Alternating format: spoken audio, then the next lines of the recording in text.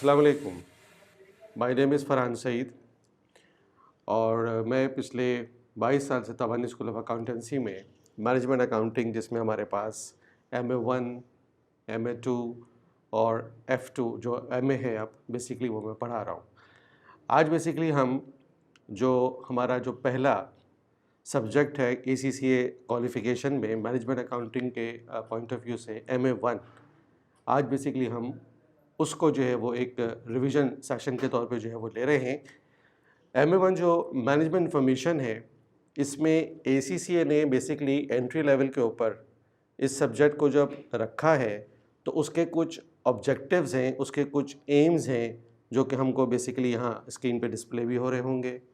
क्योंकि ज़ाहिर सी बात है कि जितने भी स्टूडेंट्स हमारे पास इस लेवल के ऊपर एंटर होते हैं, उनका मैनेजमेंट अकाउंटिंग के हवाले से बैकग्राउंड सबका होना ज़रूरी नहीं है। स्पेशली अगर आप इंटर कॉमर्स के हवाले से आए हुए होते हैं तो फाइनेंशियल अकाउंटिंग तो आपने पढ़ी हुई होती है, लेकिन मैनेजमेंट अकाउंटिंग के साथ आपकी एज सच कोई इतना आप फेमिलियर नहीं होते। तो इस पहले पेपर के अंदर हमें बेसिकली एक ऑर्गेनाइजेशन क्या होती है, उसका क्या ऑब्जेक्टिव है, वो किस तरीके से अपनी फ्यूचर के हवाले से चीज़ों को प्लान करती है, प्लानिंग करने के लिए किस किस्म की इंफॉर्मेशन हमें गैदर करना ज़रूरी है, उस इंफॉर्मेशन को हमें किस तरह से एनालाइज़ करना है, किस तरह से अपने लिए मीनिंगफुल करना है और वो कैसे हमारे जो फ्यूचर टारगेट्स हैं उनको अचीव करने के हवाले से हमें वो हेल्प करती है, ये हमें जानना होगा। दूसरी बात ये कि हमें ये भी देखना है कि जो हमारे पास कॉस्ट है, जो मैन्युफैक्चरिंग कॉस्ट है, जो हमारी ऑपरेटिंग कॉस्ट है, उसको हम किस तरह से कैलकुलेट कर सकते हैं और ये जो चीज़ें हम कैलकुलेट कर रहे हैं, ये कैलकुलेशन अल्टीमेटली किस तरीके से हमारे लिए किसी भी चीज़ को एनालाइज करने के हवाले से हमें हेल्पफुल हो सकती है। अच्छा, MA1 का जो एरिया है, जो सिलेबस है, इसके अंदर अगर हम ओवरऑल अगर बात करें, जो आप स्क्रीन पे भी देख रहे हैं कि जैसे इसके अंदर एम है कि to develop knowledge and understanding of basic management information in an organisation to support management in planning and decision making. ये बात जो अभी हमने की, हमारे पास जो ये पेपर है इसमें आपके पास 2 आवर्स होंगे। जैसे कि आपको जाहिर सी बात है, आप रिवीजन कोर्स ले रहे हैं तो आपको इसका तो आइडिया होगा कि 2 आवर्स में हमें 50 जो है वो क्वेश्चंस अटेम्प्ट करने हैं और इन 50 क्वेश्चंस को अटेम्प्ट करने के लिए अराउंड 2-2.5 मिनट्स हमारे पास बनते हैं। अब बहुत सारे इसके अंदर क्वेश्चन ऐसे हो सकते हैं जो कंप्यूटेशनल हो सकते हैं, थ्योरेटिकल हो सकते हैं, कुछ ऐसे क्वेश्चन हो सकते हैं जो लेंदी हो सकते हैं, कुछ शॉर्ट क्वेश्चन हो सकते हैं, लेकिन वो तो डिपेंड करता है कि जी आपके पास पेपर क्या आ रहा है और आपने वैसे भी सेलेक्टिव स्टडीज़ तो करनी नहीं है, आपने तो अपना सारा सिलेबस कवर करना है। तो उसके हिसाब से आपको डिस्प्ले करना है अपनी एलिजिबिलिटी के, मैं इस पेपर को क्वालिफाई कर सकता हूँ और उसके लिए आपको जस्ट 50% मार्क्स स्कोर करने हैं। और आई थिंक ये इतना बड़ा इशू नहीं है, ये 2 आवर्स के अंदर बहुत आराम से इसको जो है वो मैनेज किया जा सकता है। ओवरऑल जो हमारे पास जो एरिया है, जो सिलेबस है, जैसे कि सबसे नीचे आप गोल में देख रहे हैं, जब हम ये क्वालिफिकेशन की तरफ जा रहे हैं और MA1 कंप्लीट कर रहे हैं, तो जो हमारा मेन गोल है वो ये है कि जी हमें ये मालूम हो जाए एक कैंडिडेट को जी कॉस्ट डेटा इन्फॉर्मेशन क्या होता है, कॉस्ट को कैलकुलेट करने के लिए जितने भी एलिमेंट ऑफ कॉस्ट हैं उनको कैसे कैलकुलेट किया जाता है, उनकी प्रेजेंटेशन कैसे की जाती है, डेटा को कैसे एनालाइज किया जाता है और अल्टीमेटली इन तमाम चीज़ों को जो हमारे पास एक सपोर्ट है माइक्रोसॉफ्ट एक्सेल स्प्रेडशीट, उस स्प्रेडशीट के अंदर उसको हमको कैसे इसको जो है वो यूज़ करना है, इन तमाम चीज़ों पे बेसिकली हमारा मेन फोकस है। अच्छा, अगर हम ये देखें कि हम अपना पूरा MA1 का जो हमारे पास जो एरिया है उसको हम किस सीक्वेंस में कवर करेंगे, तो ये हमने अपने पास एक जो हमारा प्लानर है एज सच वो हमने डिस्कस यहाँ करना है कि सबसे पहले हम फोकस करेंगे अपने बेसिक कॉन्सेप्ट्स ऑफ कॉस्ट के ऊपर, कॉस्ट क्लासिफिकेशन, कॉस्ट बिहेवियर के ऊपर। इसमें हम किस तरह से चीज़ों को कॉस्ट को कैलकुलेट कर सकते हैं, हाई लो मेथड वगैरह हमने इसके अंदर कवर करना है। इसके अलावा जो कॉस्ट का जो बिहेवियर होता है in relation to change in activity level, उस चेंज को, उस बिहेवियर को हमने ऑब्जर्व करना है बोथ इन न्यूमेरिकल टर्म्स और इन डायग्राम्स, ये हमको बेसिकली देखना है। फिर मटेरियल कॉस्टिंग है हमारे पास, जो डिटेल के अंदर हमको उसको देखना है, क्योंकि मटेरियल कॉस्टिंग में हमारे पास एक उसके अंदर जो डॉक्यूमेंटेशन वाला एरिया है वो हमको फोकस करना है कि जो फ्लो ऑफ डॉक्यूमेंट्स होते हैं कि किस तरीके से मटेरियल हम परचेज़ करेंगे, मटेरियल को किसको यूज़ करना है, कौन अपनी रिक्वेस्ट नोट सेंड करेगा, फिर मटेरियल को कैसे परचेज़ किया जाएगा, उनमें तमाम जो डॉक्यूमेंट्स यूज़ हो रही हैं, उसका जो मैकेनिज़्म है, उस तमाम एफ़र्ट के अंदर जो कॉस्ट इन्वॉल्व हो रही है, उन तमाम चीज़ों को हमको मटेरियल कॉस्टिंग के इस टॉपिक के अंदर कवर करना होगा। लेबर में डेफ़िनेटली हमारे पास ये एलिमेंट ऑफ कॉस्ट है, इम्पॉर्टेंट एलिमेंट है, इसको हमें कवर करना है कि इसमें जो हम अपने वर्कर्स को हायर करते हैं, तो हायर करने के बाद उनकी परफॉर्मेंस एवैल्यूएशन किस तरीके से होती है। इन वर्कर्स को जो हम डिफरेंट रेम्यूनरेशन, इनके जो पैकेजेस होते हैं, वो हम किस तरीके से इनको ऑफ़र करते हैं। आवरली बेस पर पेमेंट क्या है, आउटपुट बेस पर पेमेंट क्या है, ओवर टाइम के क्या अरेंजमेंट है। प्लस ये कि जितनी भी कॉस्ट हम लेबर की बियर कर रहे हैं, उस तमाम कॉस्ट का जो अकाउंटिंग ट्रीटमेंट है वो क्या होगा, वो एरिया हमको फोकस करना है। ओवरहेड्स हमारे पास वो तमाम कॉस्ट है जो प्राइम कॉस्ट के अलावा प्लांट में इनकर होती है, तो उसकी कॉस्ट की calculation, distribution, apportionment, reapportionment, departmental rates, absorption rate, under over absorb की कैलकुलेशन, फिर उसकी एडजस्टमेंट, एंट्रीज, ये भी एक हमारे पास एक हैवी टॉपिक है जो कि हमको कवर करना होगा। मार्जिनल एंड एब्जॉर्प्शन कॉस्टिंग में बेसिकली हमें प्रॉफिट को कैलकुलेट करने की जो दो अप्रोचेस हैं, इन अप्रोचेस के थ्रू देखना होगा कि किस तरह से जब हम एक डेटा को हैंडल करते हैं और प्रॉफिट कैलकुलेट करते हैं मार्जिनल से और एब्जॉर्प्शन से, तो ऐसा क्यों होता है कि कभी दोनों अप्रोच से जो प्रॉफिट हम कैलकुलेट कर रहे हैं वो सेम आता है, कभी एब्जॉर्प्शन प्रॉफिट की अमाउंट इंक्रीज़ हो जाती है, कभी मार्जिनल की इंक्रीज़ होती है। तो बैकग्राउंड के अंदर क्या चीज़ें मूव कर रही हैं, इन चीज़ों को हमको फोकस करना है। Job order costing, process costing में हमें जो अप्रोच है कि जी जब हम किसी प्रोडक्ट की कॉस्ट कैलकुलेट कर रहे हैं तो क्या वो प्रोडक्ट किसी स्पेसिफिक कस्टमर की रिक्वेस्ट पे तैयार की जा रही है या मार्केट की जनरल रिक्वायरमेंट को देखते हुए लार्ज स्केल पर प्रोड्यूस की जा रही है। तो उसके अंदर जो हमारे पास जो कॉस्टिंग के जो तरीके हैं, जो टेक्निक्स हैं, वो हमें इसमें यूज़ करनी है। इसके अलावा डेटा इन्फॉर्मेशन क्या होता है, मैनेजमेंट इन्फॉर्मेशन सिस्टम, उसकी क्या इफेक्टिवनेस है एक ऑर्गेनाइजेशन के अंदर, कोडिंग सिस्टम, ये एरिया हमने कवर करना है। और इसके अलावा हमारे पास पूरी बुक के अंदर, चाहे वो कैपलन हो या बीपीपी हो, जो सिलेबस है उसमें हमारे पास कुछ जनरल टॉपिक्स हैं जिनको हम असॉर्टेड टॉपिक्स भी कह सकते हैं। एंड में जाके बेसिकली हम उनको कवर करेंगे।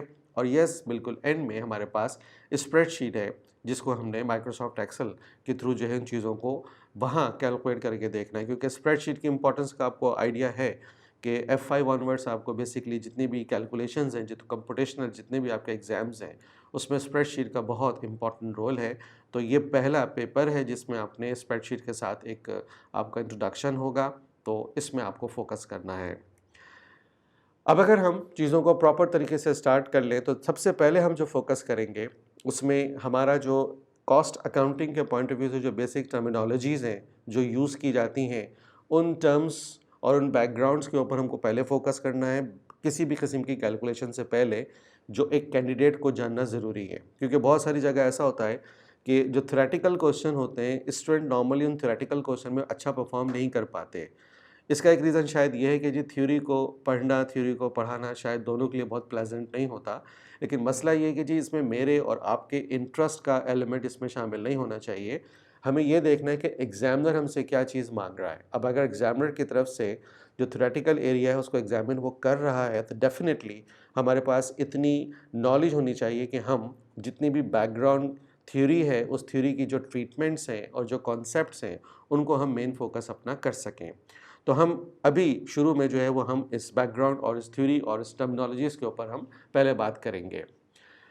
जैसे अगर हम बात करें कि जी हम मुख्तलिफ़ चीज़ें परचेज़ करते हैं, तो सवाल ये कि जी एज़ अ कस्टमर हम क्यों परचेज़ करते हैं। कोई भी चीज़ हम परचेज़ कर रहे हो, फॉर एग्ज़ाम्पल हम कोई जूस परचेज़ कर रहे हैं, फॉर एग्ज़ाम्पल हम कोई मोबाइल परचेज़ कर रहे हैं, फॉर एग्ज़ाम्पल हम कोई पेन, कोई फर्नीचर परचेज़ कर रहे हैं। तो इन तमाम चीज़ों को एज़ अ कस्टमर परचेज़ हम क्यों कर रहे हैं, कोई ना कोई तो वजह होगी।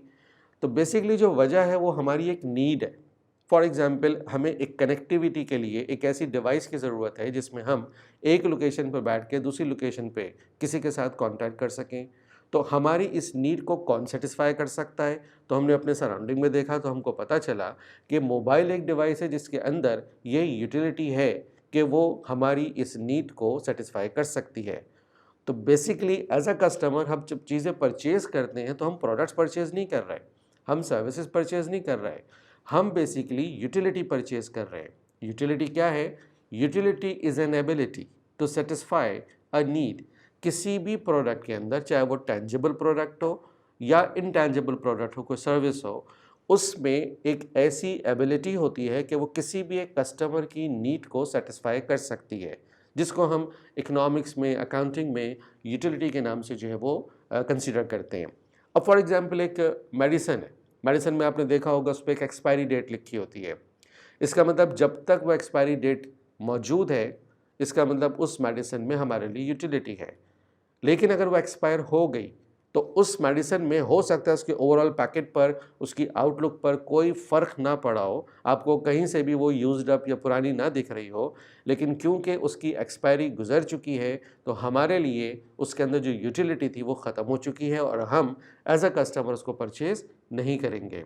तो हम प्रोडक्ट्स परचेज़ करते हैं बिकॉज ऑफ यूटिलिटी, और यूटिलिटी एक ऐसी एबिलिटी है जो हमारी नीड को सेटिस्फाई करती है। तो ये बैकग्राउंड में हमको फोकस करना होगा। दूसरी बात ये कि हमारे पास जो सराउंडिंग में प्रोडक्ट्स हैं उन्हें हम ब्रॉडली दो कैटेगरीज में डिवाइड कर सकते हैं, टेंजिबल और इनटेंजिबल। टेंजिबल वही जो साइंस कहती है कि कोई भी ऐसी प्रोडक्ट जो फिज़िकली एग्जिस्ट करती है, वेट रखती है, स्पेस लेती है, जिसे हम टच कर सकते हैं, फील कर सकते हैं, एक लोकेशन से दूसरी लोकेशन पे मूव करा सकते हैं, वो टेंजिबल प्रोडक्ट्स हैं। जबकि intangible products on the other hand ये बेसिकली हमारी सर्विसेज हैं, जिसके अंदर हमें ये नज़र आता है कि जी एक पार्टी के पास एक ऐसी स्किल्स हैं, एक इंडिविजुअल के पास कुछ ऐसी स्किल्स हैं, कुछ ऐसी नॉलेज है, ऐसा एक्सपीरियंस है, एक्सपोजर है कि वो किसी और पर्सन की एक नीड को सेटिस्फाई कर सकता हो थ्रू एक्सपर्टीज़। फॉर एग्जांपल हमारे पास जो एसी है वो प्रॉपर कूलिंग नहीं कर रहा है, अब डेफिनेटली उसकी कूलिंग सिस्टम के अंदर कोई फॉल्ट हो गया होगा जिसको हम एज अ यूज़र शायद उसको रिमूव ना कर सकते हो, ठीक ना कर सकते हो। तो हम डेफिनेटली इस प्रॉब्लम को दूर करने के लिए एक ऐसे पर्सन को ढूंढेंगे जिसके पास इस काम को करने की एबिलिटी हो। ऑफ कोर्स हम किसी प्लम्बर को बुला के नहीं लाएंगे, इस प्रॉब्लम के लिए हम किसी कारपेंटर को इनवाइट नहीं करेंगे, हम इसके लिए जो एसी टेक्नीशियन है हम उसी को इस काम के लिए बुलाएंगे।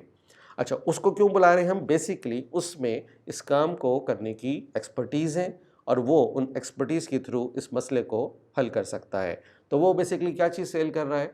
वो अपनी सर्विसेज सेल कर रहा है, यानी वो भी एक यूटिलिटी क्रिएट कर रहा है अपनी सर्विसेज के अंदर, जिसको हम एज अ कस्टमर परचेज कर रहे हैं। तो टेंजिबल, इंटेंजिबल हमारे पास दो प्रोडक्ट्स हैं। दूसरी बात ये कि इन तमाम प्रोडक्ट्स को मार्केट में एक पार्टी मैन्युफैक्चर करके ऑफ़र करती है और कुछ और पार्टीज़ इसके साथ एक हाथ मिला के जॉइन हैंड्स करके इसे कस्टमर तक पहुंचाती हैं, जिनमें हम होलसेलर्स को ले सकते हैं, डिस्ट्रीब्यूटर्स को ले सकते हैं, एजेंट्स को ले सकते हैं, रिटेलर्स को ले सकते हैं। तो हम इन तमाम लोगों को जो कि एक डील को कामयाब करने में इन्वॉल्व हो रहे हैं, इन्हें हम दो कैटेगरीज़ में डिवाइड कर सकते हैं।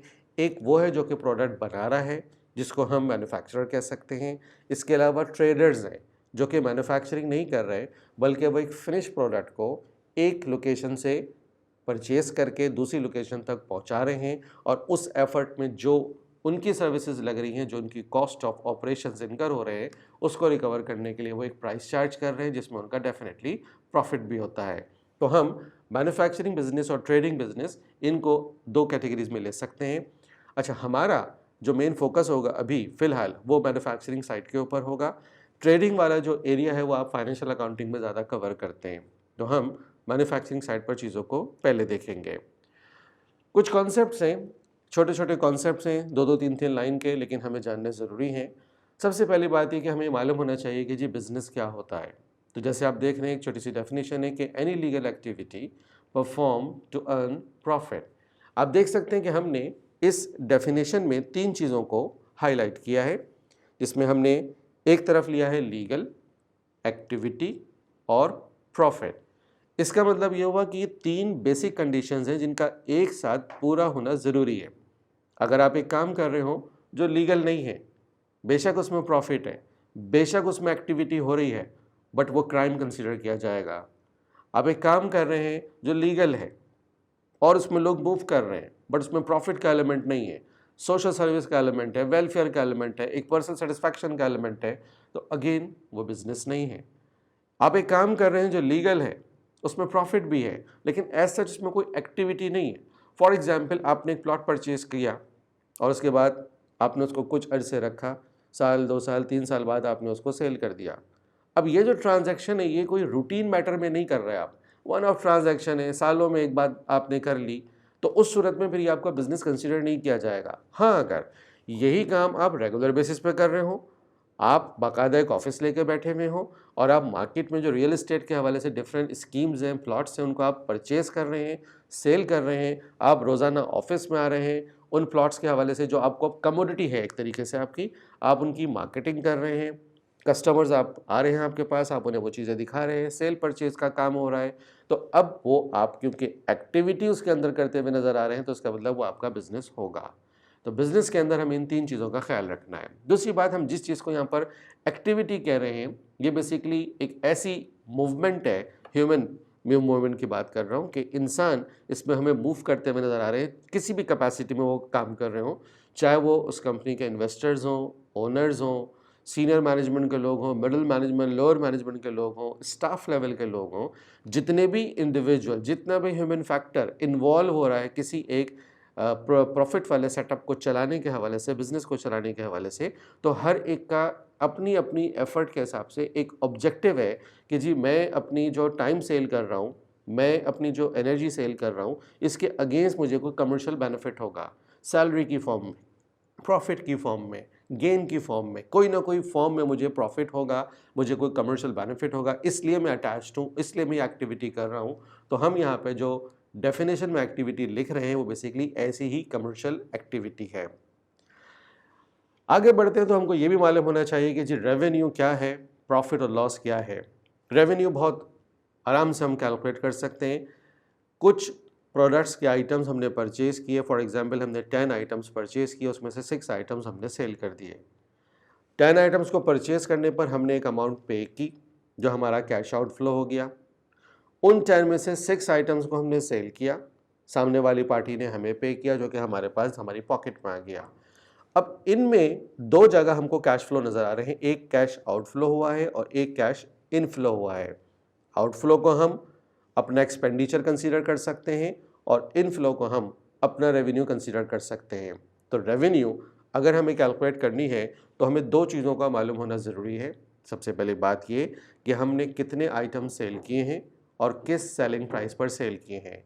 तो नंबर ऑफ यूनिट सोल्ड और सेलिंग प्राइस, इन 2 चीज़ों को अगर हम मल्टीप्लाई कर देते हैं तो हमारे पास वो अमाउंट आ जाती है जो कि हमने अर्न की है ड्यूरिंग द पीरियड। हम यहाँ जितनी भी चीज़ें हैं जो हम एक्सप्लेन कर रहे हैं बेसिकली यहाँ पे आपको लिखी हुई भी नज़र आ रही होंगी। अच्छा, प्रॉफिट और लॉस का जो एक एलिमेंट है वो ये है कि हम एक चीज़ परचेज कर रहे हैं तो हम एक प्राइस पे कर रहे हैं, ठीक है। दूसरी बात, हम उसको सेल कर रहे हैं तो हम एक प्राइस चार्ज कर रहे हैं। नॉर्मली इन 2 प्राइस में एक पॉजिटिव डिफरेंस होना चाहिए।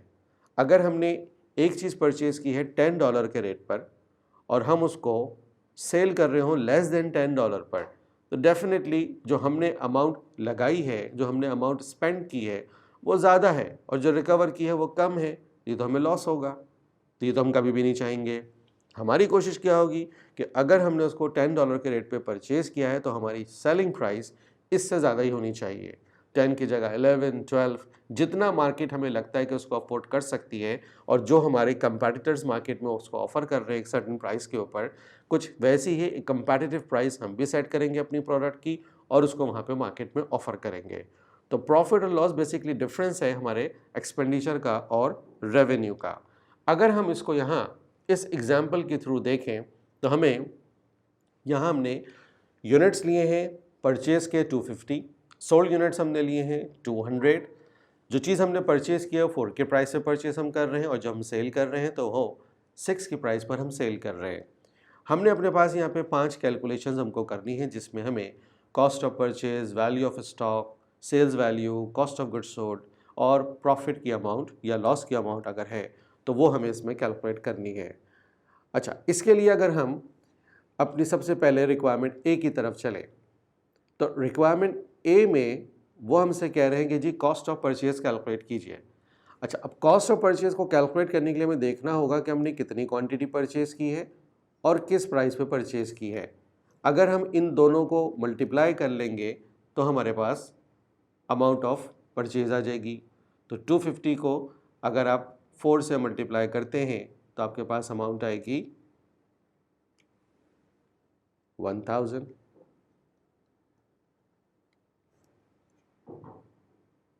ऐसा ही है, ओके।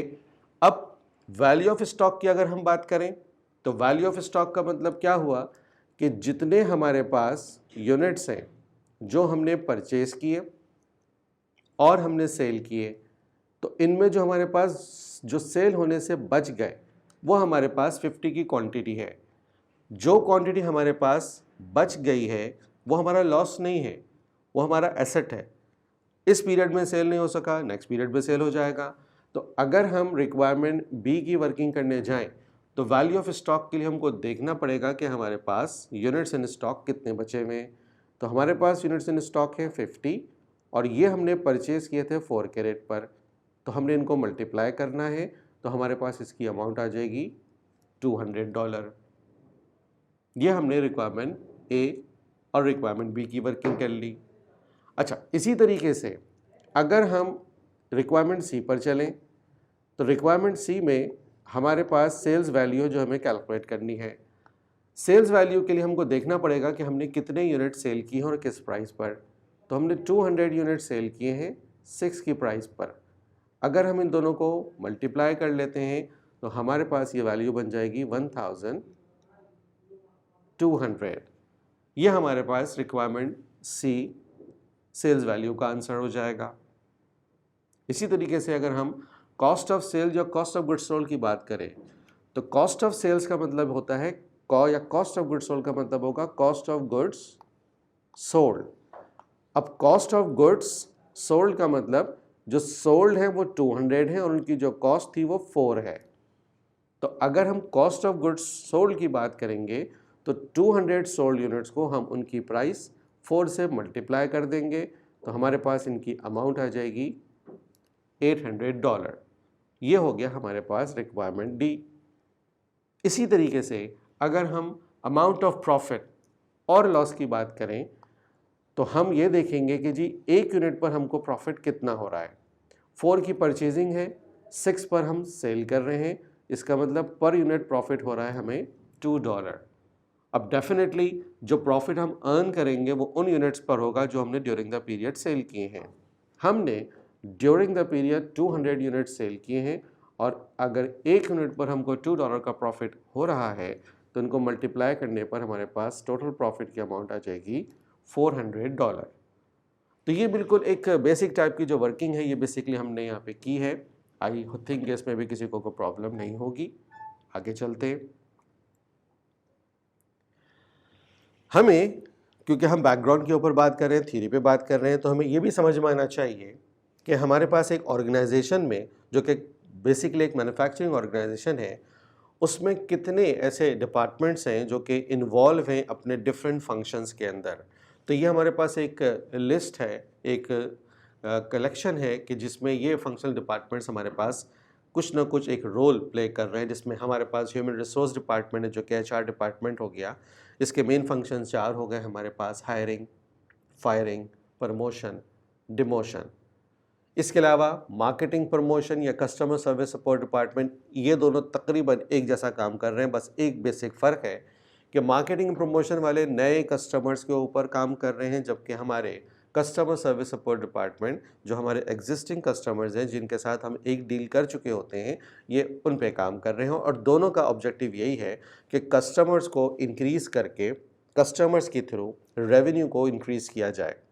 तो इसके अंदर कस्टमर सेटिस्फैक्शन, कस्टमर का जो फीडबैक है, कस्टमर की कोई कंप्लेंट्स हैं, ये तमाम चीज़ें हमारे लिए बहुत इंपॉर्टेंट होती हैं। प्लस कस्टमर का क्या फीडबैक है, कस्टमर क्या चीज़ें चाह रहा है, उसके रिएक्शंस क्या हैं। क्योंकि अगर आप अपने कस्टमर को वैल्यू करेंगे, आप अपने कस्टमर की बात को सुनेंगे, समझेंगे और अकॉर्डिंगली वो चीज़ें आप चेंज करते रहेंगे तो डेफिनेटली उसका फ़ायदा कंपनी को ही होगा।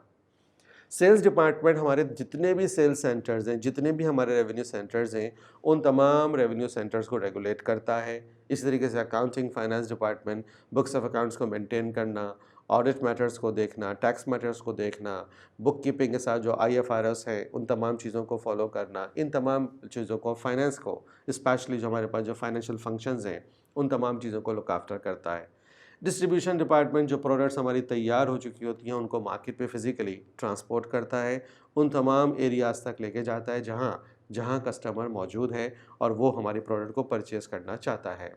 रिसर्च एंड डेवलपमेंट जो कि R&D डिपार्टमेंट है, ये बेसिकली वो डिपार्टमेंट है जो कि इस चीज़ में बिजी है कि how to create value in our products, नए नए मॉडल बना के नए नए वर्जन्स को मार्केट में लेकर आना। यही डिपार्टमेंट है जो इस चीज़ के ऊपर फोकस है कि किस तरीके से हम अपनी प्रोडक्ट में वैल्यू क्रिएट कर सकते हैं और इस क्रिएशन के थ्रू हम किस तरह से अपनी सेल्स को इंक्रीज़ कर सकते हैं।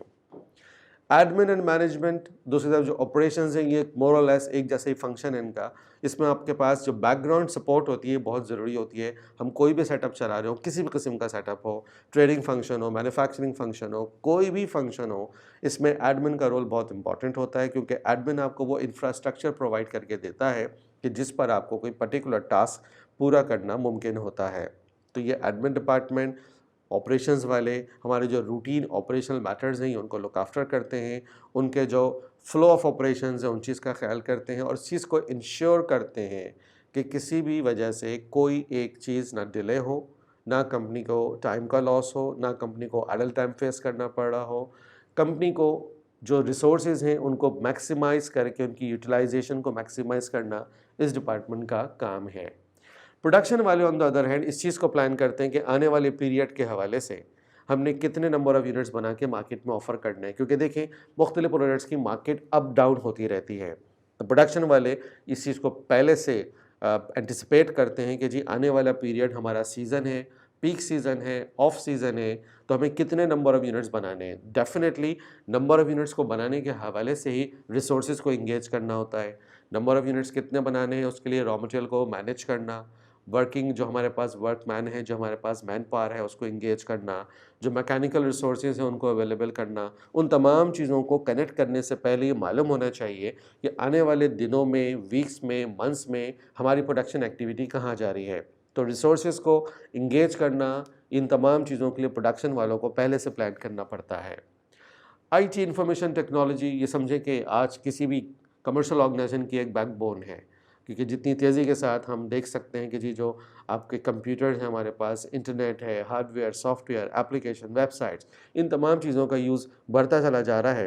ये किसी भी हम कंपनी की समझें कि जो उसकी स्ट्रेंथ है, उसकी जो ग्रोथ है, उसके लिए इन तमाम डिपार्टमेंट्स का, IT जो बेस्ड डिपार्टमेंट्स हैं उनका होना बहुत ज़रूरी है। परचेज़ डिपार्टमेंट परचेजिंग करता है each and everything from stationery to heavy machines. अच्छा, अब अगर ये परचेज़ डिपार्टमेंट यहाँ हमें नज़र आ रहा है तो यहाँ पर एक और चीज़ जो कि हम आगे जाके भी डिस्कस करेंगे, वो अभी हम डिस्कस कर लेते हैं कि परचेज़ डिपार्टमेंट अगर परचेजिंग कर रहा है तो ये परचेजिंग अपने लिए नहीं कर रहा होगा, ये ऑर्गेनाइजेशन लेवल के ऊपर जितने भी डिपार्टमेंट सेक्शंस हैं ये सब के लिए ही परचेजिंग कर रहा है। इसका मतलब ये हुआ कि हमने अपने परचेज़ के फंक्शन को सेंट्रलाइज कर दिया है। दो किस्म के हमको सिस्टम मिलेंगे, सेंट्रलाइजेशन एंड डिसेंट्रलाइजेशन। तो अगर हमें यहाँ पर परचेज़ डिपार्टमेंट नज़र आ रहा है, अगर हमें HR नज़र आ रहा है, अगर हमें यहाँ पे R&D नज़र आ रहा है, तो ये कुछ साइंस हैं कि हमारे पास इस पर सेंट्रलाइजेशन सिस्टम चल रहा है, जिसमें हम क्या करते हैं कि सर्टन एक्टिविटीज़ को, सर्टन फंक्शंस को हम सेंट्रली कंट्रोल करते हैं, वहीं से उनको प्लान किया जाता है, वहीं से उनको एग्जीक्यूट किया जाता है। और अगर कोई कॉमन चीज़ है जिसको हम मुख्तलिफ डिपार्टमेंट्स में ओपन कर सकते हैं तो वो सेंट्रलाइजेशन का अपोजिट हो जाता है, हमारे पास डिसेंट्रलाइजेशन। लीगल डिपार्टमेंट हर कंपनी में होना ज़रूरी नहीं है, लेकिन ये फैक्ट है कि जितनी भी कंपनीज़ हैं उन सबको लीगल अफेयर्स जो होते हैं, इनको जो लीगल मैटर्स हैं वो अल्टीमेटली उन्हें हैंडल करने हैं। बाज़ कंपनीज इसके लिए जो कंपनी के जो पैनल के ऊपर कुछ लीगल एडवाइज़र्स होते हैं, कंपनी उनके थ्रू जो है ये काम कर लेती है, और बाज़ जगह कंपनी ख़ुद अपने पास कुछ लीगल डिपार्टमेंट बना के वहाँ पे लॉयर्स को अपने साथ इंगेज करती है। तो इट ऑल डिपेंड्स कि जी कंपनी की जो है वो पॉलिसी क्या है। अच्छा, अब डिपार्टमेंट्स के बाद हमको ये देखना है कि अगर हम एक मैन्युफैक्चरिंग ऑर्गेनाइजेशन है और मैं एक इन्वेस्टर हूँ, तो बीइंग इन्वेस्टर ज़ाहिर सी बात है मेरे पास जो कैश फ्लोज़ हैं उस पे पहले आउटफ्लोज़ होंगे जो कि मेरे एक्सपेंडिचर्स होंगे, और बाद में वो मेरे इनफ्लोज़, मेरे रेवेन्यू और प्रॉफिट के अंदर कन्वर्ट होंगे।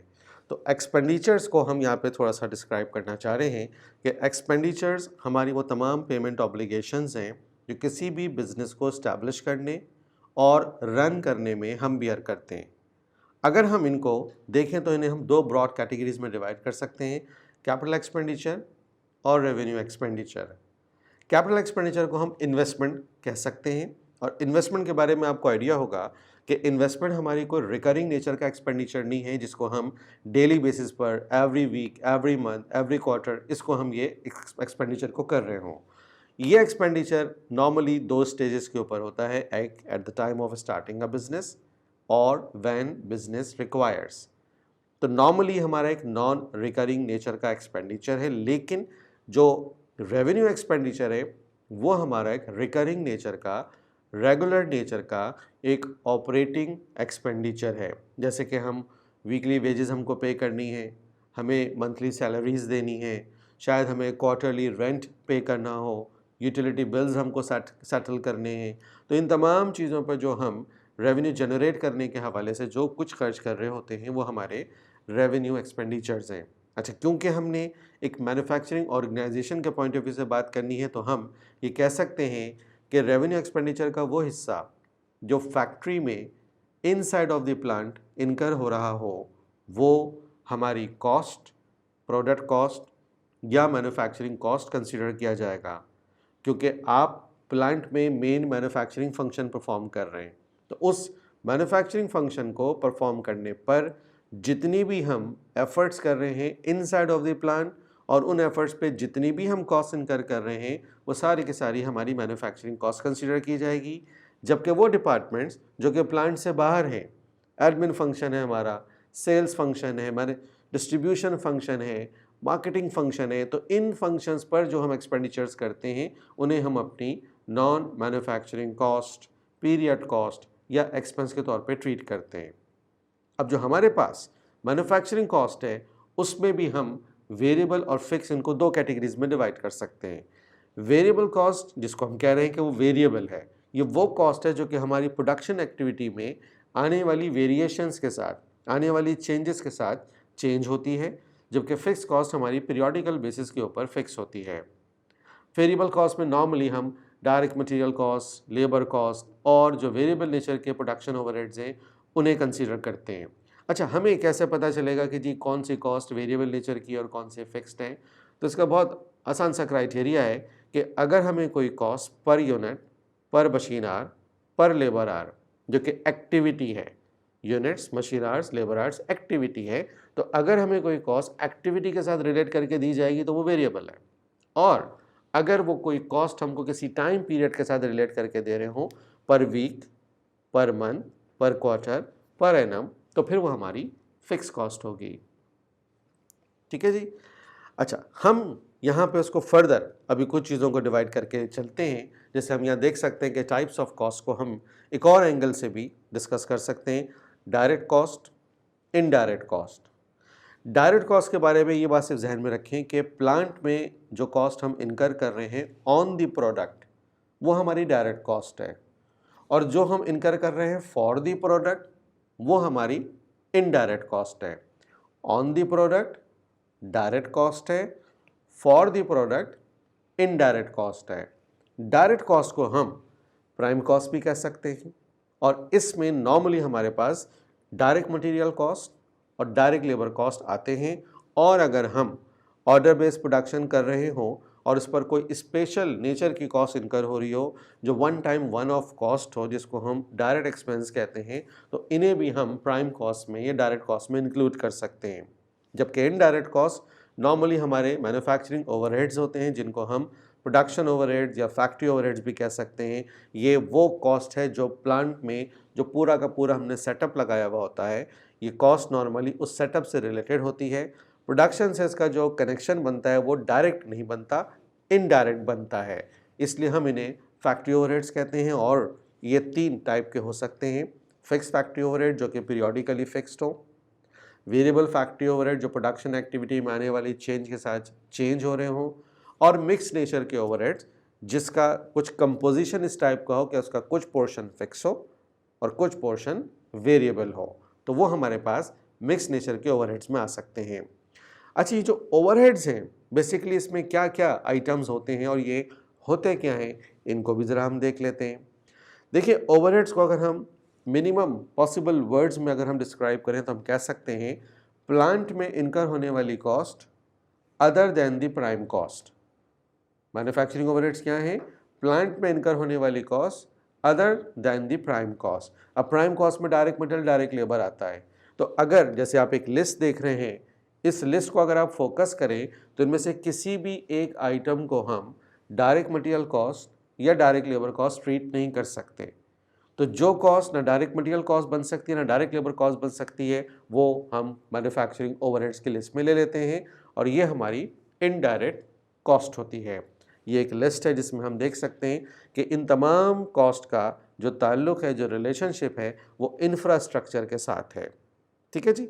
अच्छा, हम मज़ीद अगर टाइप्स ऑफ कॉस्ट को दो और कैटेगरीज के एंगल से देखें तो हम कह सकते हैं कि जी हमारे पास कुछ कॉस्ट ऐसी होगी जो कि बेसिकली हमारे पास वेरिएबल नेचर की हो सकती है और कुछ कॉस्ट हमारे पास फिक्स नेचर की हो सकती है। अच्छा, वेरिएबल में हम देख सकते हैं कि direct material cost, direct labour cost, इसके अलावा डायरेक्ट एक्सपेंसेस। अच्छा, डायरेक्ट एक्सपेंस कंडीशनल है, हमेशा नहीं होता। नॉर्मली जब किसी मैन्युफैक्चरिंग को हम ऑर्डर के बेस के ऊपर कर रहे होते हैं तो उसमें कोई स्पेशल मटेरियल अगर हम यूज़ कर रहे हों, कोई स्पेशल नेचर की लेबर की सर्विसेज ले रहे हों, कोई स्पेशल नेचर के ओवरहेड्स अगर इनकर हो रहे हों जो कि ऑर्डर से रिलेटेड हों, जब तक ऑर्डर पे काम हो रहा है वो कॉस्ट इनकर हो रही हो, ऑर्डर कंप्लीट होने के बाद वो फर्दर वो कॉस्ट इनकर ना हो एज रेगुलर कॉस्ट, तो वो हमारे पास डायरेक्ट एक्सपेंस के तौर पे हम उसको ट्रीट करते हैं। जबकि वेरिएबल ओवरहेड्स भी हमारे पास यहाँ वेरिएबल कॉस्ट की कैटेगरी में आते हैं। तो हमने इस स्लाइड पर टाइप ऑफ कॉस्ट में वेरिएबल कॉस्ट और फिक्स कॉस्ट को यहाँ पे दो कैटेगरीज में लिया। फिक्स कॉस्ट में हमारे पास एक वो कॉस्ट होती है जिसको हम बजट करते हैं कि आने वाले पीरियड में हम एंटिसिपेट कर रहे हैं, हम प्री डिटरमिन कर रहे हैं कि इतने हमारे फिक्स नेचर के ओवरहेड्स हैं जो कि इनकर होंगे। अच्छा, उसके बाद जब हमारी जो बजट पीरियड है वो एक्चुअल पीरियड बन जाता है और एक्चुअल एक्टिविटी हमारे सामने आ जाती है, तो उस एक्चुअल एक्टिविटी की बेस पर हम एस्टिमेट करते हैं कि इस पीरियड के ऊपर हमारे फिक्स्ड ओवरहेड्स की इतनी अमाउंट इनकर होगी, जो कि हम रिलेट करते हैं। अच्छा, इसकी डिटेल कैलकुलेशन ओवरहेड के चैप्टर में हम बाद में जाके देखेंगे, लेकिन फिलहाल हमको सिर्फ ये देखना होगा कि जी जो fixed overhead as per budget है वो आपकी प्लान कॉस्ट है, और जो आपके एब्जॉर्ब ओवरहेड्स होते हैं जिनको हम एस्टिमेटेड कॉस्ट कह सकते हैं, ये हमारी एक्चुअल ऑपरेशंस की एस्टिमेटेड वैल्यूज़ होती हैं। जबकि जो एक्चुअल फिक्स्ड ओवरहेड्स हैं ये वो अमाउंट है जो कि हमको एक्चुअली पे करना है। नॉर्मली एक जहन में ये आती है बात कि जी फिक्स में तो कोई डिफरेंस होना नहीं चाहिए, बजट क्या और एक्चुअल क्या, तो इसमें क्या ये डिफरेंस क्यों आ रहा है। तो देखिए, छोटी सी बात है कि हम सुपरवाइज़र को अगर हायर कर रहे हैं फिक्स सैलरी के ऊपर, तो उसकी फिक्स सैलरी भी कंडीशनल होगी, कुछ टर्म्स एंड कंडीशंस होंगी। लेट सपोज कि अगर हम उसको कहते हैं कि हम तुमको $500 पर मंथ पे करेंगे, तो पर मंथ के लिए हमने कुछ कंडीशंस लगाई हुई होंगी। फॉर एग्जांपल, तुम्हें अपनी 8 आवर्स की ड्यूटी करनी है, तुम लेट नहीं आओगे, ठीक है, तुम जल्दी नहीं जाओगे। लेकिन सपोज कीजिए कि ड्यूरिंग द मंथ सुपरवाइज़र ने छुट्टियां की, लेट आया, जल्दी चला गया, या हमने उसको ओवर टाइम में बिजी किया, तो डेफिनेटली इस बार जो अमाउंट उसको हम पे कर रहे होंगे, हालांकि उसका पेमेंट अरेंजमेंट फिक्स्ड है, लेकिन फिर भी जो उसको अमाउंट हम पे कर रहे होंगे वो उसकी बजटेड और डिसाइडेड वैल्यू से कम या ज़्यादा हो सकता है। तो एक्चुअल फिक्स कॉस्ट बजट से डेविएट कर सकती है केस के हिसाब से, ठीक है ना। हमेशा ऐसी बात नहीं होगी, लेकिन केस टू केस इसको हम ऐसा देख सकते हैं। यहाँ हमने टोटल कॉस्ट को और मिक्स कॉस्ट को बेसिकली डिफ्रेंशिएट करना है। आमतौर पे एक कॉन्सेप्ट ये होता है कि जी टोटल कॉस्ट में भी वेरिएबल और फिक्स शामिल होता है, मिक्स कॉस्ट में भी वेरिएबल और फिक्स शामिल होता है। तो इन दोनों में फ़र्क क्या है? तो फ़र्क देखिए ये है कि जब हम टोटल कह रहे हैं तो इसका मतलब ये हुआ कि ये एक वक्त में एक से ज़्यादा कॉस्ट का सम है।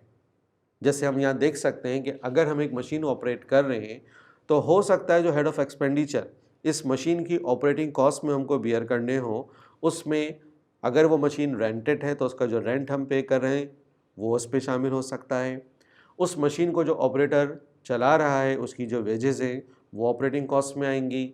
मशीन का जो फ्यूल है, अगर वो पावर यूज़ करती है तो उसका जो बिल है वो अमाउंट यहाँ आएगी। मशीन की जो सर्विसिंग और मेंटेनेंस कॉस्ट है उसको भी हम यहाँ पे इंक्लूड करेंगे।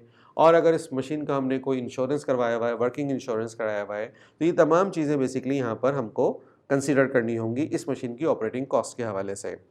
अब अगर आप गौर कीजिए तो इन तमाम जगह पर हम जो पे कर रहे हैं तो हमारी पेमेंट रिसीव करने वाली पार्टीज़ अलग हैं। रेंट हम पे कर रहे हैं मशीन के ओनर को, ऑपरेटर को हम वेजेस पे कर रहे हैं, वो एक अलग पार्टी हो गई। फ्यूल जिससे हमने परचेज़ किया थर्ड पार्टी, हम उसको फ्यूल की अमाउंट पे कर रहे होंगे। मेंटेनेंस इंटरनल या एक्सटर्नल दोनों सूरतों में अलग डिपार्टमेंट से हमने सर्विसेज ली हुई हैं, उसके ऊपर ये अमाउंट हम खर्च कर रहे हैं और इंश्योरेंस कंपनी को हम इंश्योरेंस के अमाउंट पे कर रहे हैं। तो ये तमाम कॉस्ट एक मशीन को रन करने के हवाले से हम बियर कर रहे हैं। इसमें कुछ वेरिएबल नेचर की कॉस्ट है, कुछ फिक्स्ड। फॉर एग्जांपल रेंट हमको फिक्स मिल सकता है, ऑपरेटर की वेजेस अरेंजमेंट के ऊपर डिपेंड करता है, वेरिएबल भी हो सकता है, फिक्स भी हो सकता है, फ्यूल हमारा वेरिएबल होगा, मेंटेनेंस भी अगेन अरेंजमेंट के ऊपर डिपेंड करता है, वेरिएबल भी हो सकता है, फिक्स भी हो सकता है, वर्किंग इंश्योरेंस हमारे पास एक फिक्स पेमेंट होगी। तो कुछ कॉस्ट वेरिएबल है, कुछ कॉस्ट फिक्स्ड है, अगर उन सबको हम सम कर लेंगे तो हमारे पास बन जाएगी टोटल कॉस्ट। अच्छा, यही चीज़ अगर हम मिक्स कॉस्ट में साइड पे जाते हैं तो मिक्स कॉस्ट में जो हेड ऑफ एक्सपेंडिचर है वो हमारा एक ही रहता है। फॉर एग्जांपल हमने एक इंडिविजुअल को अपॉइंट किया और हमारे साथ उसका जो सैलरी का अरेंजमेंट हमने ये रखा कि हम आपको एक फिक्स अमाउंट पर मंथ पे करेंगे, इसके अलावा एडिशनल अमाउंट हम पे करेंगे कंडीशनली। अब वो कंडीशन क्या हो सकती है कि फॉर एग्जांपल हमने कहा कि हम तुमको $50 पे करेंगे और तुम्हें हर वीक में हमारे लिए 10 यूनिट्स प्रोड्यूस करने, $50 फॉर 10 यूनिट्स ये हम पे करेंगे। लेकिन फिर उसको मोटिवेट करने के लिए ये कहते हैं कि अगर तुम्हारी आउटपुट 10 यूनिट्स एक्सीड करती है तो जो एडिशनल यूनिट्स है ओवर 10 यूनिट्स उस पर हम आपको $2 पर यूनिट के हिसाब से एक एडिशनल अमाउंट कंपनसेशन के नाम से, इंसेंटिव के नाम से, कमीशन के नाम पर, बोनस के नाम पर ही हम तुमको एडिशनल पे करेंगे। तो इस सूरत में क्या होगा कि अगर एक वर्कर ने 50 की जगह 60 यूनिट्स प्रोड्यूस किए तो 10 की जगह उसने 11 या 12 यूनिट्स प्रोड्यूस किए तो 10 यूनिट्स की हद तक उसको $50 की अमाउंट मिलेगी। इसके अलावा जो उसने 2, 5, 10 जो additional units over 10 units produce किए होंगे उसके ऊपर उसको वेरिएबल पोर्शन भी पे किया जाएगा। तो अगर ओवरऑल हम उसका जो पैकेज देखें तो उस पैकेज का एक हिस्सा फिक्स हो गया और एक हिस्सा वेरिएबल हो गया। तो डेफिनेटली जो पे हम जिसको कर रहे हैं वो इंडिविजुअल एक ही है, तो हेड ऑफ एक्सपेंडिचर एक ही है, लेकिन जो पेमेंट अरेंजमेंट है वो पार्टली फिक्स्ड है और पार्टली वेरिएबल है, इसलिए उसको हम मिक्स कॉस्ट ट्रीट करेंगे। ठीक है जी, आई थिंक आपकी बात क्लियर हो गई होगी। हम टाइप्स ऑफ कॉस्ट को फर्दर कंट्रोलेबल, अनकंट्रोलेबल और अवॉइडेबल इन और 3 कैटेगरीज में भी देख सकते हैं। अब देखें, अगर हम बात करते हैं कंट्रोलेबल तो पहली बात इसमें ही इसका मीनिंग शामिल है, इसका मतलब एक ऐसी cost that can be controlled, uncontrollable that can not be controlled. अच्छा, कंट्रोलेबल और अनकंट्रोलेबल के अंदर हमको जो असल में जो टाइम पीरियड है बड़ा इंपॉर्टेंट है। अगर हमें लगता है कि जी हम एक कॉस्ट को कंट्रोल कर सकते हैं कुछ एक्शन लेके, जैसे हमें लगता है कि जी जो वर्कर्स हैं वो नए हैं और नए वर्कर्स मिस्टेक्स कर रहे हैं जिसकी वजह से मटेरियल मिसहैंडल हो रहा है, मशीन बार बार ख़राब हो रही है, प्रोडक्शन हमारी स्लो चल रही है, जो हमारा टाइम है वो वेस्ट हो रहा है, तो हम अपने इस कॉस्ट को जो कि ज़ाया हो रही है एक तरीके से, हम उसको कंट्रोल कर सकते हैं अगर हम वर्कर्स को प्रॉपर ट्रेनिंग दे दें। या हमें लगता है जी वर्कर्स को ट्रेनिंग की ज़रूरत नहीं है, वर्कर्स तो एक्सपर्ट हैं, मशीन में डिफेक्ट्स हैं, मशीन में कुछ फॉल्ट्स हैं, तो अगर हम उस मशीन के डिफेक्ट्स को, फॉल्ट्स को रिमूव कर देते हैं, मशीन ठीक हो जाती है तो डेफिनेटली मशीन की आउटपुट बढ़ जाएगी। तो मशीन की आउटपुट बढ़ जाने की वजह से जो कॉस्ट का हमारे ऊपर एक प्रेशर आ रहा था वो प्रेशर हम रिलीज़ कर सकते हैं। तो ये जो कॉस्ट है जो हम कंट्रोल कर सकते हैं वो हमारे इंटरनल कंट्रोलेबल लिमिट्स के अंदर होती है और हम एक्शन लेकर उसको कंट्रोल कर सकते हैं। अनकंट्रोलेबल कॉस्ट एक शॉर्ट पीरियड ऑफ टाइम में हमारे लिए कंट्रोल करना डिफ़िकल्ट होता है, किसी हद तक हमें इसके साथ कंप्रोमाइज़ करना पड़ता है। फॉर एग्जांपल, इसी अगर हम ऊपर वाले एग्जांपल को यहाँ पे अटैच कर लें कि जी मशीन में डिफेक्ट था और उस डिफेक्ट को रिमूव करने के लिए हमने ऑर्डर किया मेंटेनेंस डिपार्टमेंट को। मेंटेनेंस डिपार्टमेंट ने मशीन को चेक करने के बाद हमें ये बताया कि भाई मशीन इम्पोर्टेड है तो इसको हम ठीक नहीं कर सकते, इसके अंदर एक पार्ट है जिसको हमें रिप्लेस करना होगा, वो रिपेयर नहीं हो सकता, और रिप्लेसमेंट अगर हम करेंगे तो हमें वो पार्ट बाहर से किसी और कंट्री से परचेज़ करना होगा। अब जब तक वो पार्ट हमारे पास आ नहीं जाता, जब तक उसको हम फिक्स नहीं कर लेते, उस वक्त तक हमारी ये मशीन इसी सेम प्रॉब्लम के साथ चलती रहेगी और जो कॉस्ट इनकर हो रही है और जो वेस्ट बन रही है, लॉस बन रही है, हमें उसको फ़िलहाल बियर करना पड़ेगा। यह हमारे लिए कंट्रोलेबल नहीं है एट द मोमेंट। तो ये हमारे पास बेसिकली अनकंट्रोलेबल कॉस्ट हो जाएगी। अवॉइडेबल कॉस्ट बेसिकली हमारी कॉस्ट सेविंग है जिसके अंदर हेड ऑफ एक्सपेंडिचर वही रहता है लेकिन अमाउंट ऑफ एक्सपेंडिचर कम हो जाती है। फॉर एग्जांपल, हमारे पास प्लांट में जो हम बिजली इस्तेमाल कर रहे हैं, पावर कंज्यूम कर रहे हैं मुख्तलिफ़ चीज़ों के ऊपर, उसका डेफिनेटली हम पर मंथ एक बिल पे कर रहे होंगे। हमें किसी ने एडवाइस किया और वर्किंग करके बताया कि अगर हम अपने इस प्लांट को सोलर सिस्टम से चलाना शुरू कर दें तो बहुत हद तक हमारी जो ऑपरेटिंग कॉस्ट है, जो हम पावर कंजम्पशन के ऊपर बिल की सूरत में पे कर रहे हैं, वो काफ़ी हद तक रिड्यूस हो सकती है।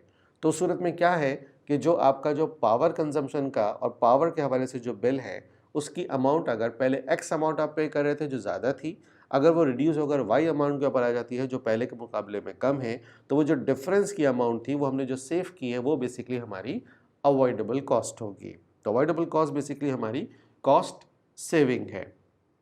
इसके अलावा हमारे पास कुछ और कॉस्ट भी आएगी जिसको हमको यहाँ पे देखना होगा, जैसे प्राइम कॉस्ट या कन्वर्जन कॉस्ट।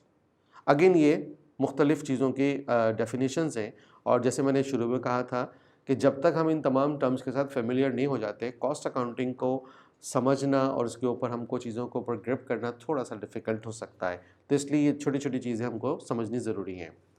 प्राइम कॉस्ट हम पहले भी बात कर चुके हैं, ये बेसिकली टोटल होता है डायरेक्ट मटेरियल कॉस्ट और डायरेक्ट लेबर कॉस्ट का, और ये हमारी प्राइम इम्पोर्टेंस की कॉस्ट होती है।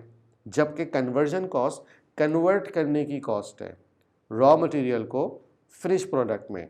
कौन कन्वर्ट करेगा? Labour with the help of machines, और इन दोनों के ऊपर ये कॉस्ट बेसिकली हमें इनकर करनी होती है। इवन अगर हम इसको छोटी सी एक एग्जांपल हमारे पास इसमें हम देखें कि अगर हमारे पास raw material cost per unit 4 हो, लेबर कॉस्ट पर यूनिट 5 हो, variable production overhead cost per unit 10 हो, और हमसे कहा जाए जी प्राइम कॉस्ट पर यूनिट बताइए, तो प्राइम कॉस्ट के अंदर डेफिनेटली हम ऐड करेंगे मटेरियल कॉस्ट और लेबर कॉस्ट को। इसका मतलब हमारे पास मटेरियल कॉस्ट पर यूनिट 4 है और लेबर कॉस्ट पर यूनिट 5 है, तो हमारे पास प्राइम कॉस्ट की अमाउंट आ जाएगी $9। और अगर हम कन्वर्जन कॉस्ट की बात करते हैं तो कन्वर्जन कॉस्ट में हम लेबर और ओवरहेड्स की अमाउंट को प्लस कर लेते हैं। अगर लेबर की कॉस्ट पर यूनिट 5 दी हुई हो और variable overhead cost per unit 10 दी हुई हो, तो इसका मतलब $15 हमारे पास यहाँ कन्वर्जन कॉस्ट पर यूनिट हो सकती है। और मैं आपको ये भी क्लियर कर दूं, जिस चीज़ को हम पर यूनिट कहते हैं नॉर्मली वो हमारी वेरिएबल कॉस्ट होती है। आमतौर पे फिक्स कॉस्ट यूनिट बेसिस के ऊपर इनकर नहीं होती, हाँ हम उसको यूनिट बेसिस के ऊपर रिकवर करते हैं, चार्ज करते हैं।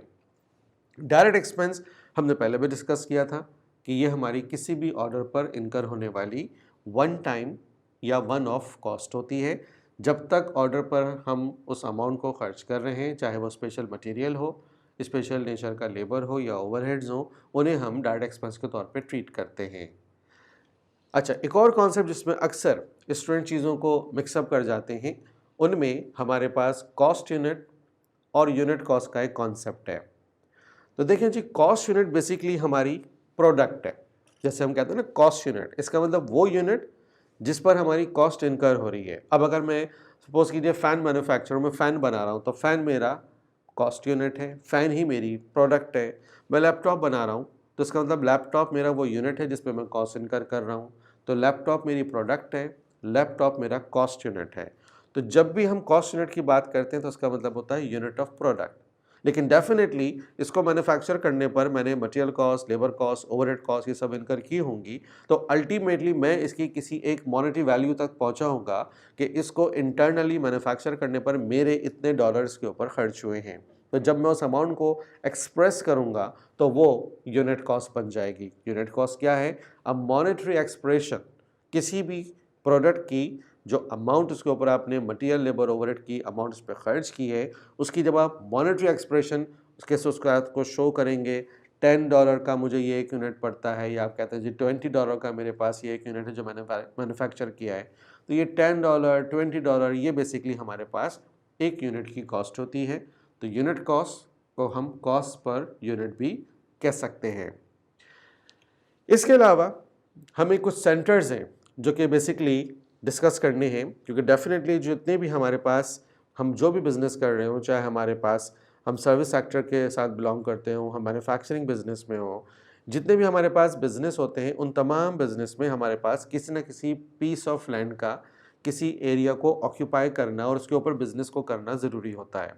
तो जो हमारे पास जो एरियाज़ हैं जिनको हमने ऑक्यूपाई किया हुआ होता है लीगली, तो वो बेसिकली हमारे पास इन्वेस्टमेंट सेंटर्स होते हैं। नॉर्मली अगर हम सेंटर्स की बात करें तो सेंटर्स हमारे पास वो पीस ऑफ लैंड है, जो हमने प्लॉट परचेज़ किया हुआ है, जो जगह परचेज़ की हुई है, जो ज़मीन का एक हिस्सा हम अपने यूज़ में ला रहे हैं, वो सेंटर है। लेकिन अगर हम उसको अपने किसी बिजनेस यूज़ में ला रहे हैं, किसी कमर्शियल यूज़ में ला रहे हैं, तो फिर वो हमारे पास बन जाएगा हमारा इन्वेस्टमेंट सेंटर। अच्छा, अब उस इन्वेस्टमेंट सेंटर, फॉर एग्जांपल वो जो हमने एक पीस ऑफ लैंड परचेज किया था, एक प्लॉट परचेज किया था बिजनेस ऑब्जेक्टिव के साथ, हम उस प्लॉट पे क्या करने जा रहे हैं।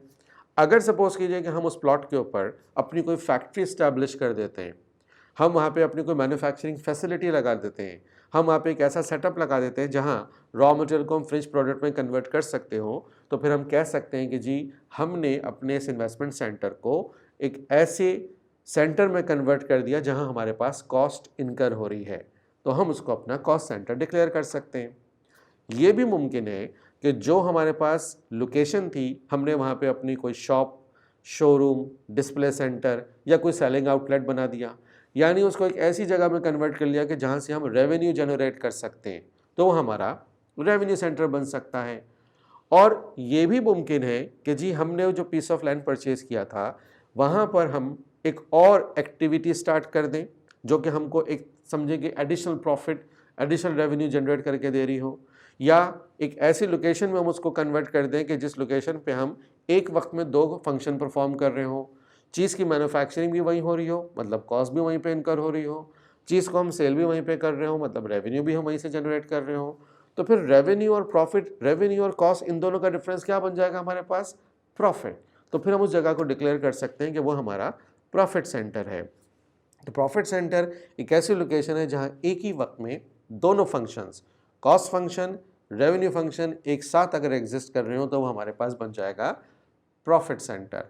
जबकि अगर हमने उस पीस ऑफ लैंड के ऊपर अपनी कुछ हेड ऑफिस बना लिया, हमने वहाँ पे अपना कुछ बुकिंग ऑफिस बना लिया, या हमने वहाँ पे अपना कस्टमर कंप्लेंट सेंटर बना लिया, यानी हमने उसको एक ऐसी लोकेशन में कन्वर्ट कर दिया जहाँ पर एक फंक्शनल रेस्पॉन्सिबिलिटी परफॉर्म की जा रही है, तो फिर वो जगह हमारा रेस्पॉन्सिबिलिटी सेंटर बन जाएगा।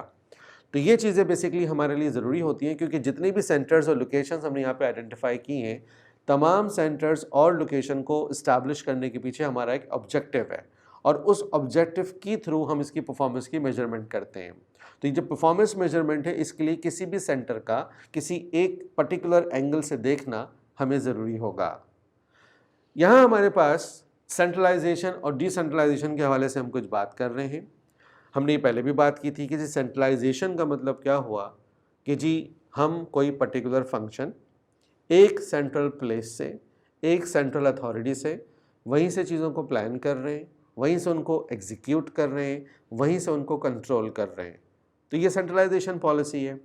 और अगर आपने इस सिस्टम को ओपन कर दिया, कोई भी एक फंक्शन किसी एक लोकेशन से नहीं बल्कि डिफरेंट डिपार्टमेंट, डिफरेंट सेक्शंस उसको अपने अपने डिपार्टमेंट लेवल के ऊपर खुद ही हैंडल कर रहे हो, तो फिर वो ओपन सिस्टम हमारा डिसेंट्रलाइजेशन सिस्टम जो है वो बन जाएगा।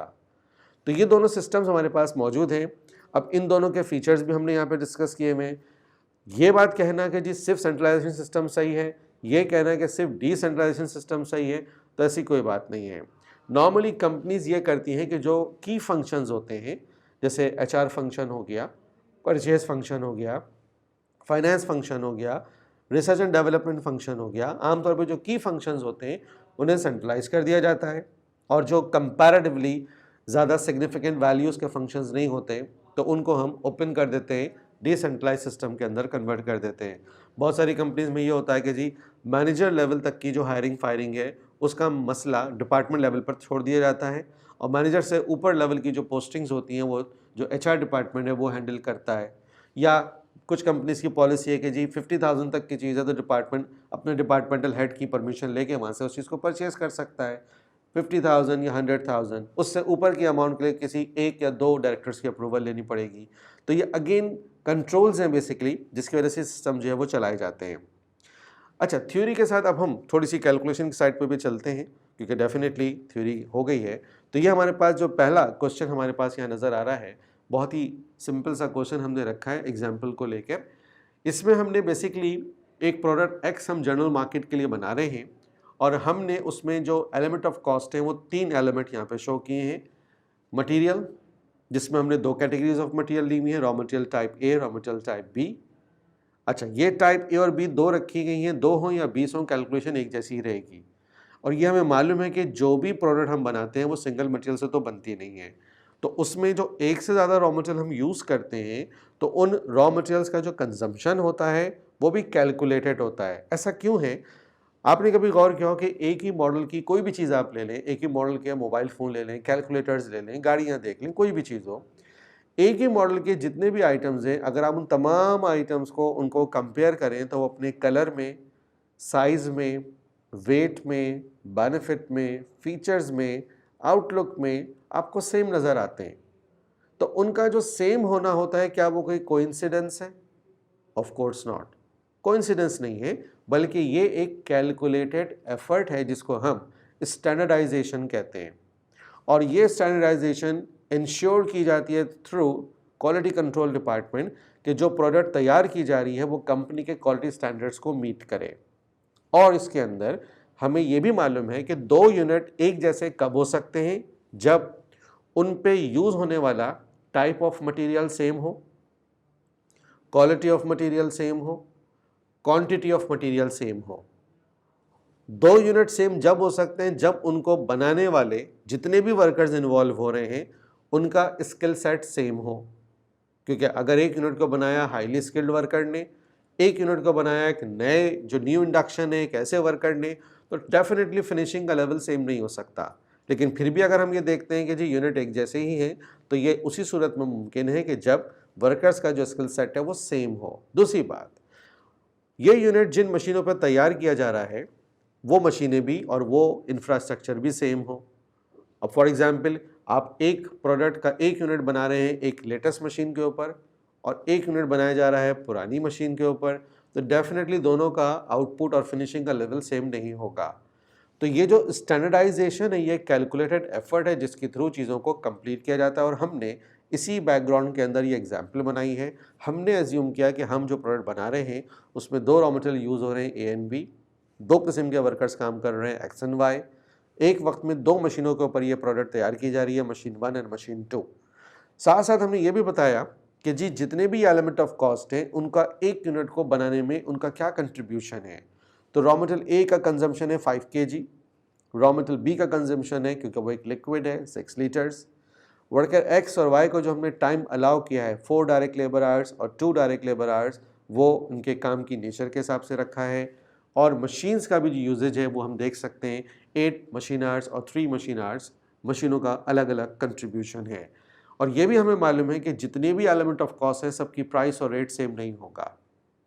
मटेरियल ए की प्राइस हमारे पास $2 है तो बी की प्राइस हमारे पास $3 है। इस तरीके से वर्कर का काम का नेचर सेम नहीं हो सकता, उनका रेट भी सेम नहीं होगा, रेट भी अलग है।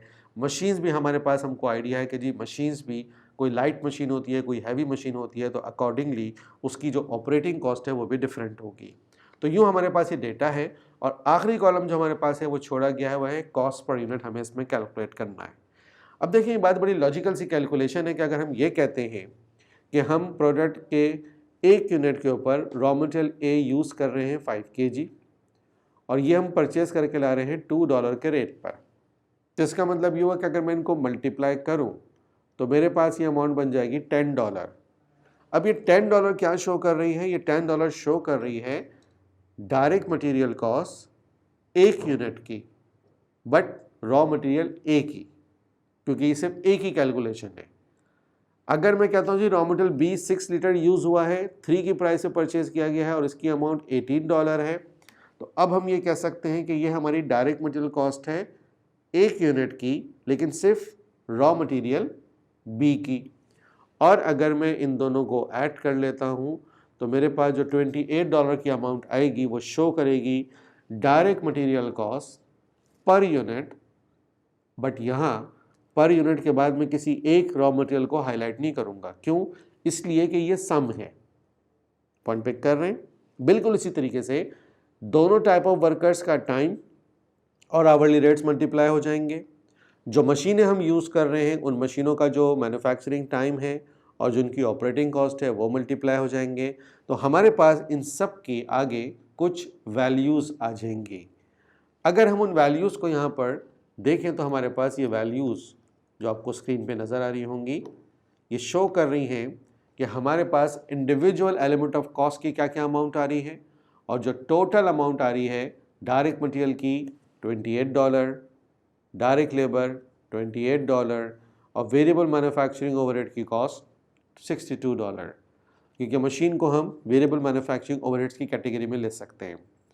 अच्छा, ये जो हमने कैलकुलेशन की है, हम इस कैलकुलेशन की बेस पर ये कह सकते हैं कि जी हम क्वेश्चन नंबर 1 में जो यहाँ 1 से लेकर 8 तक कुछ रिक्वायरमेंट्स हैं, इन रिक्वायरमेंट्स को हमने एड्रेस करना है बेस्ड ऑन कैलकुलेशन जो हमने ऊपर रेफरेंस के तौर पे ली हुई है। आप इस स्टेज के ऊपर स्क्रीन को पॉज करें, पॉज करके ये जो 1 से लेकर 8 तक की कैलकुलेशन है पहले आप ये कैलकुलेशन करके देखें, उसके बाद हम इसके आंसर शेयर करेंगे।